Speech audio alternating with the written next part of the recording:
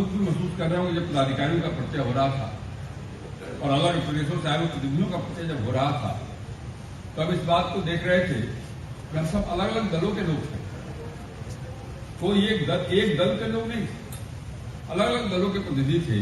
और पता नहीं क्यों मेरा परिचय कराने वाले ने परिचय कराना छोड़ दिया कि मैं जितना दिन अटल बिहारी वाजपेयी भारत के प्रधानमंत्री थे उतने दिन मैं बिहार बीजेपी का प्रदेश अध्यक्ष था। ये क्यों नहीं बना मुझे मालूम नहीं। मैंने ये जानबूझ इसलिए कहा थे हम अलग अलग दलों के लोग हैं, लेकिन कोई एक बात कॉमन है, कुछ तो कॉमन है। आज एक साथ एक मंच पे इकट्ठे हुए तो हमें उस कॉमन चीज को खोजना। अगर हम अपने दल के प्रचार में इसका काम उपयोग करेंगे हम छोटे हो जाएंगे, हमारा संगठन बड़ा नहीं हो सकता, हम भी छोटे हो जाएंगे। तो हमें इस बात की तलाश करनी पड़ेगी कौन सी चीज कॉमन है जो हम सबको जोड़े रख रहा है। तो आप जब गौर करेंगे तो दो तीन बातें जो है ऐसी है जिसके बारे में हम कह सकते हैं कि सबके लिए प्रिय है। वो है शिक्षा, वो है विकास और सबसे ऊपर भगवान श्री कृष्ण। ये तीन चीज ऐसी है जो हम सबसे जोड़े रखते हैं। तो स्वाभाविक रूप से जब कोई सामाजिक संगठन काम करती है, राजनीतिक संगठन नहीं है, अलग अलग दल के लोग राजनीतिक संगठन हो ही नहीं सकता है, सामाजिक संगठन। और जब सामाजिक संगठन है तो विचार करना पड़ेगा कि हम अपने समाज की त्रुटियों को दूर करने के लिए क्या करें।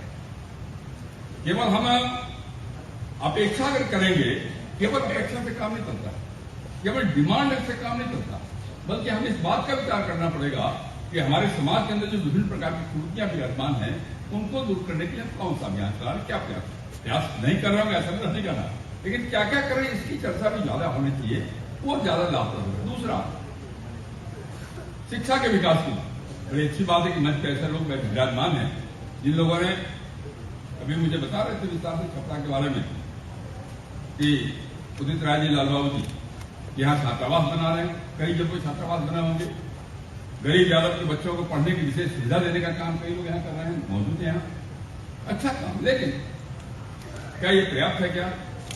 क्या इसको और बढ़ाने की आवश्यकता नहीं है? क्या मैं गया था, अभी मैं 4 देशों की यात्रा करके लौटा हूं, ऑस्ट्रेलिया, इटली, फ्रांस और लंदन गया।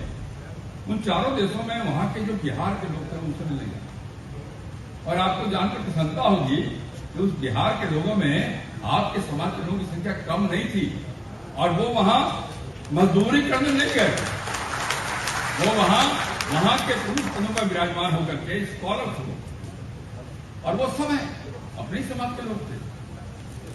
तो शिक्षा के क्षेत्र में आज भी हम बिहार के धरती पर जब बैठे हैं तो हमको अनुभव करना पड़ेगा, आज भी एजुकेशन के मामले में हम उस ऊंचाई पर नहीं पहुंचे हैं जहां दक्षिण के लोग पहुंच गए होंगे, जहां गुजरात के लोग पहुंच गए होंगे या और उत्तर प्रदेश के लोग पहुंच गए होंगे, शायद हम नहीं पहुंचे। तो यहाँ के संस्था को इस बात का विचार करना पड़ेगा कि हमारे बच्चों को पर्याप्त शिक्षा मिले, पर्याप्त मार्गदर्शन मिले। और शिक्षा मिले मैंने क्या, शिक्षा संस्थान तो है, लेकिन उसकी जो अगर कोई गरीब है तो कैसे उसको प्रोत्साहित करके, अगर योग्य है तो कैसे हम बढ़ा सकते हैं शिक्षा के क्षेत्र को आगे, इसका विचार करने की आवश्यकता है। और दूसरी जो बड़ी बात है वो विकास। दुनिया छोटी हो गई, अब दुनिया इतनी छोटी हो गई कि एक मोबाइल में पूरी दुनिया समा जाती है। तो जो ज्ञान का दायरा है वो बदल गया है। अब केवल ग्रेजुएट हो जाना तो मायने नहीं रखता, अब केवल कोई डिग्री हासिल कर ले यूनिवर्सिटी का आपको मायने नहीं रखता। अब तो तकनीकी युग आ गया, इस तकनीकी युग में उस दृष्टि से कैसे हमारे बच्चे पारंगत हो जाए, हमें इसका विचार करना। मुझे मालूम नहीं आपके मन के अंदर क्या है, लेकिन मेरे मन को छोड़ता है। मैं गया था पिछले साल, मैं एक बार गया, अभी एक साथ यात्रा किया, द्वारका का, मथुरा का, वृंदावन का, जाता भी रहता हूं बार बार। मैं धन्यवाद देना चाहूंगा गुजरात के मित्रों को। पहले जब मैं द्वारका जाता था तो नाव से जाना पड़ता था और डर भी लगता था, पता नहीं नाव गिर जाएगा कि नहीं गिर जाएगा समुद्र में, और तब जाकर के वहां देखना पड़ता था। कि मैं इस बार जब गया द्वारिका, मुझे प्रसन्नता है कि वहां की सरकार ने, प्रधानमंत्री जी ने वहां एक पुल बना दिया है।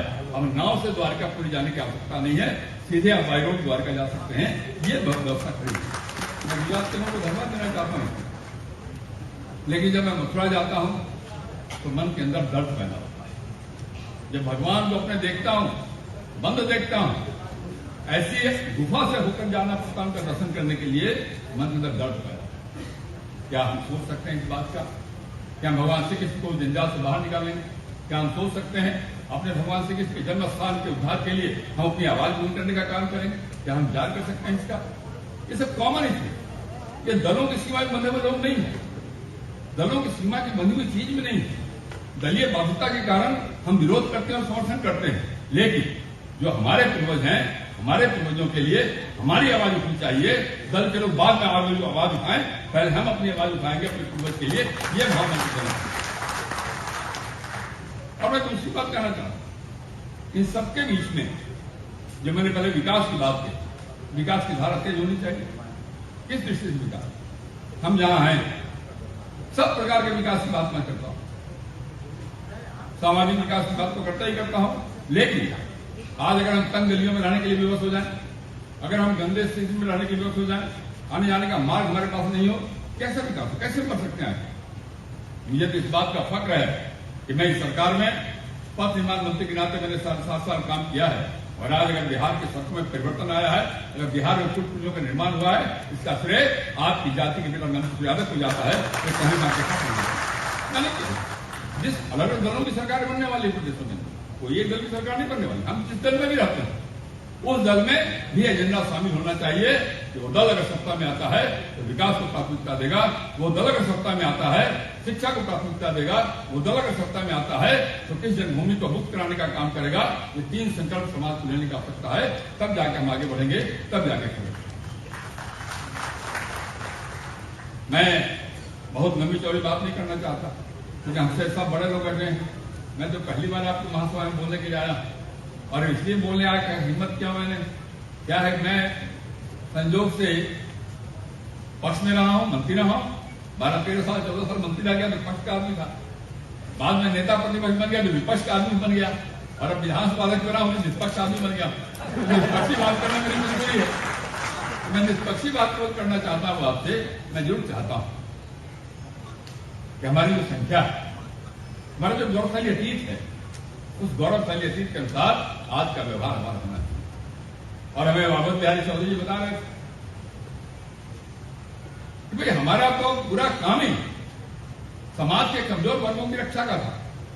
अरे याद करिए आप कि जब संकट आया और जब इंद्र ने वर्षा का प्रकोप किया, तो भगवान श्री कृष्ण ने अपनी उंगली पर पर्वत उठा करके सारे लोगों की रक्षा करने का काम किया। जब द्रौपदी के चीरहरण का सवाल आया, तो भगवान श्री कृष्ण ने उस महिला की रक्षा करने के लिए आगे बढ़ने का काम किया।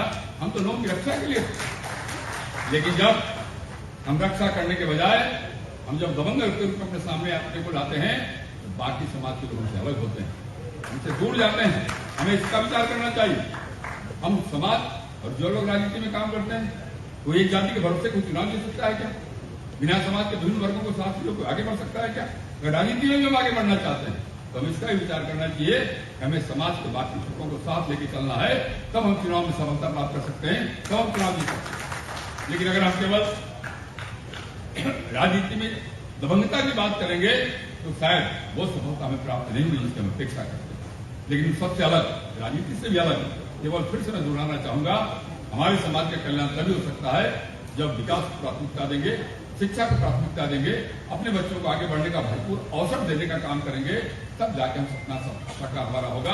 आपने यहां मुझे बुलाया, मुझे बोलने का अवसर दिया, इसके लिए बहुत बहुत बोलने का अवसर दिया, मैं इसके लिए आपसे प्रति आभार प्रकट करता हूं और मैं यही अपनी बात समाप्त करता हूं। बोले जय श्री कृष्ण, बोलो बोलो श्री कृष्ण भगवान की। एक बात और मैं बोल गया, अब जब श्री कृष्ण की चर्चा में 2 बार नारा लगाया आपसे, मुझे तो गौ माता दिखाई पड़ने लगी। हमारी तो पहचान है गौ माता। एक तरह और करने की आवश्यकता, मन के अंदर कष्ट होता है जब गौ माता को मैं देखता हूं, कसाई खाने में जाते हुए, कटते हुए जब देखता हूं, मन के अंदर टीस पैदा होती है। हमें इस बात का प्रण करना चाहिए कि गौ माता के कटने का काम बंद होना चाहिए, और हम दोषी हैं इसके लिए। हम सरकारों को दोषी नहीं मानते हैं इसके लिए। हम अपनी उन गायों को जो दूध नहीं देती है, कसाईयों को बेचने का काम करते हैं। हमें इस बात का प्रण करना पड़ेगा। हम गौ पूजक हैं तो हमें इस बात का प्रण करना पड़ेगा कि जो बिस्कुट हुई गाय है, जो गाय दूध नहीं देती है, उन गायों को हम कसाई खाने में बेचने का काम नहीं करेंगे, इसका प्रण करना चाहिए। और एक बात और आगे करना चाहता हूं, कई जगह गौशालाएं बनी बिहार के अंदर, और गौशालों के अंदर हमें भी हमारे समाज को इस बात का विचार करना चाहिए कि हम गौशालाओं के निर्माण के लिए आगे बढ़ने का काम करें और ऐसे गौशालाओं में ऐसी गांव को रखने का काम करें जो दूध नहीं देती है। मैं आपको आमंत्रित करता हूं, आपके पास अगर कोई ऐसी बीमार गाय है, बूढ़ी गाय है, आप भेज दीजिए मेरे पास। हमने एक गौशाला अपने मित्रों के साथ मिलकर चलाने का काम किया है, जहां केवल बीमार और बूढ़ी गाय को रखने का काम किया जाता है और पैसा आपसे नहीं लिया जाता। इसका कारण क्या है? गौ के बारे में हम पूरी बात समझते ही नहीं। उसके गोबर से हम काष्ठ बना रहे हैं, काठ बना रहे हैं और उस लकड़ी से हम दाह संस्कार करने का काम प्रारंभ किया खालीकला घाट पे। ये काम हमने प्रारंभ किया। गौमूत्र के उपयोगिता के बारे में मुझे बताने की आपको आवश्यकता नहीं है।